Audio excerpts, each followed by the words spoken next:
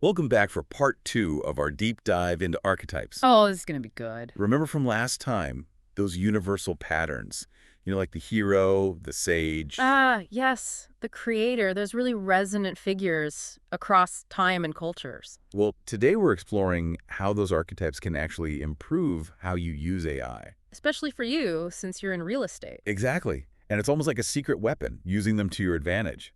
We're drawing on some amazing work by Chandra Mast, who, by the way, is a certified general real estate appraiser.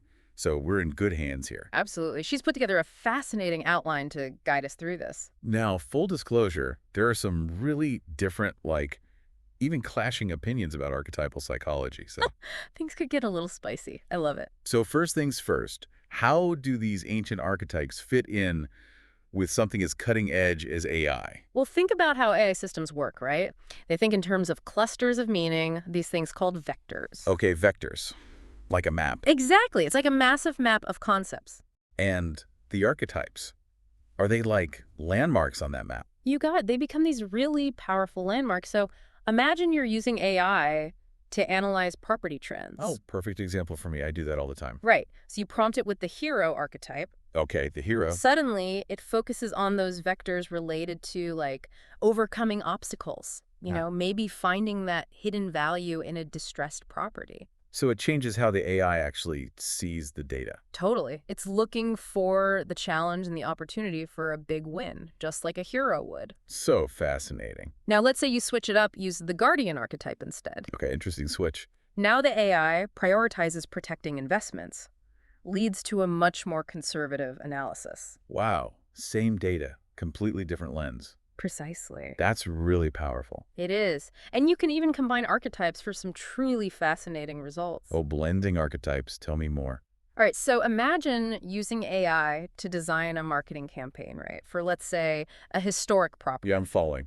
You combine the creator and the rebel archetypes. Oh, interesting combo. And boom, you get a campaign that's both innovative AD, challenges those traditional real estate norms. Talk about attention grabbing. Right. It's like giving the AI a personality to work with. And that taps into what makes archetypes so powerful, right? Yeah. It's not just cold, logical categories.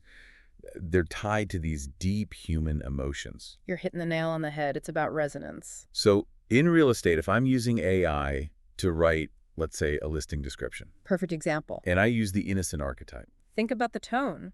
The AI might create something optimistic, heartwarming, really appealing to families. so I can actually influence the emotional feel of the output by using the right archetype. Exactly. This is blowing my mind. And that's where Chandra's outline comes in, providing a roadmap for how to refine your AI prompts using archetypes. It's like training the AI to think the way you want it to. Exactly. But, like we said, not everyone agrees on how this archetypal stuff works. Right. Oh, yeah. There are some critics out there. Mats Winther, for example, has a pretty scathing critique of James Hillman's work on archetypal psychology.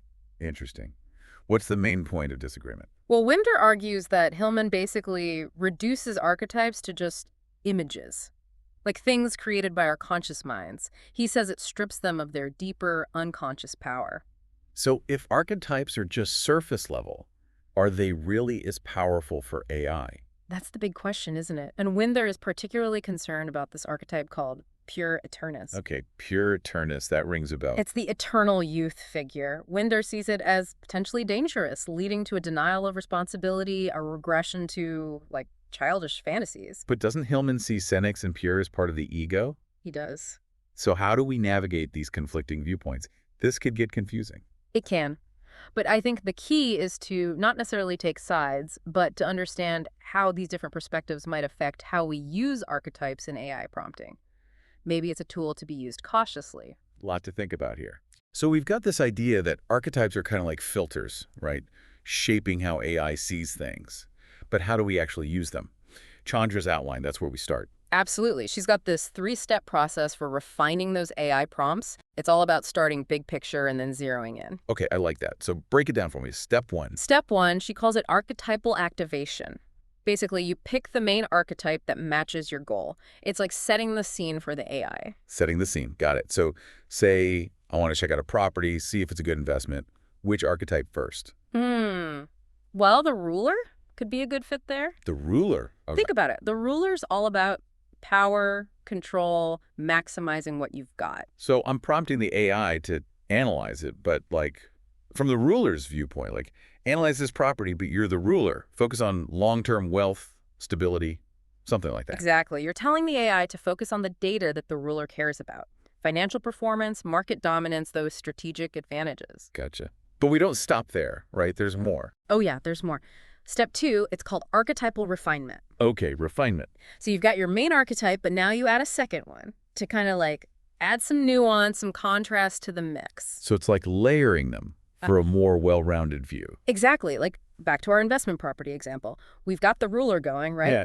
But maybe we also want to think about the community, sustainability. Those kind of things matter. Because just going for the big bucks, that's not always the best in the long run. You got it.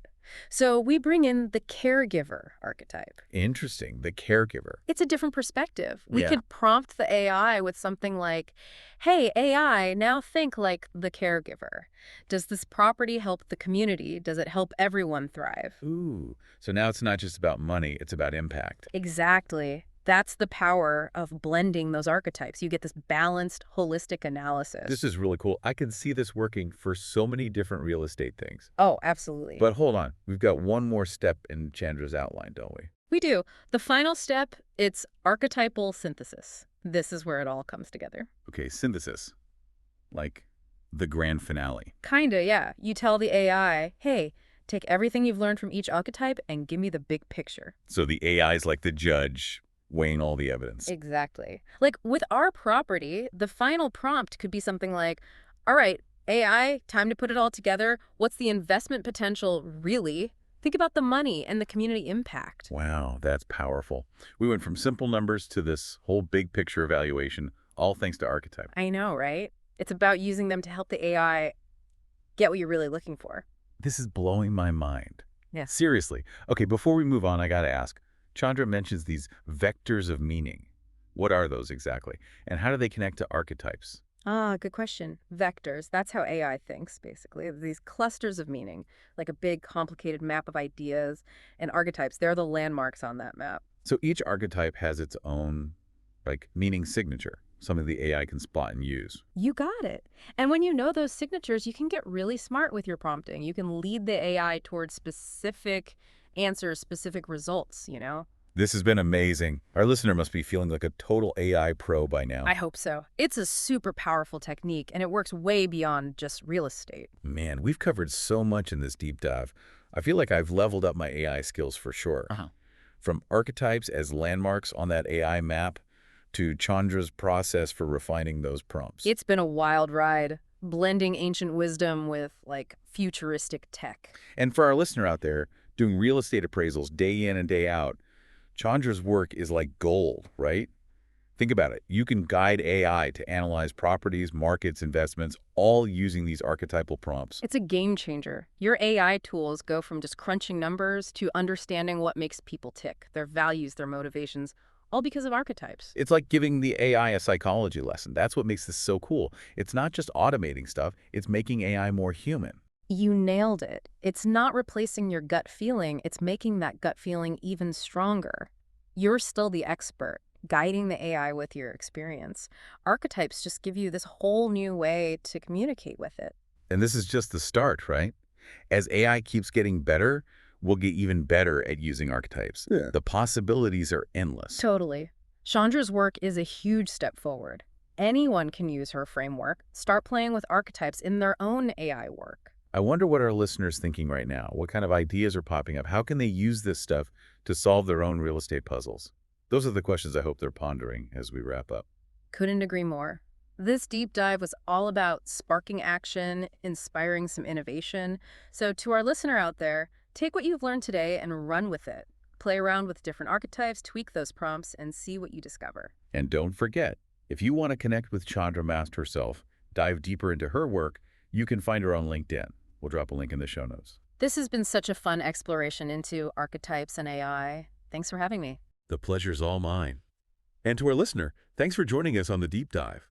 Until next time, keep exploring, keep learning, and keep pushing the limits of what's possible.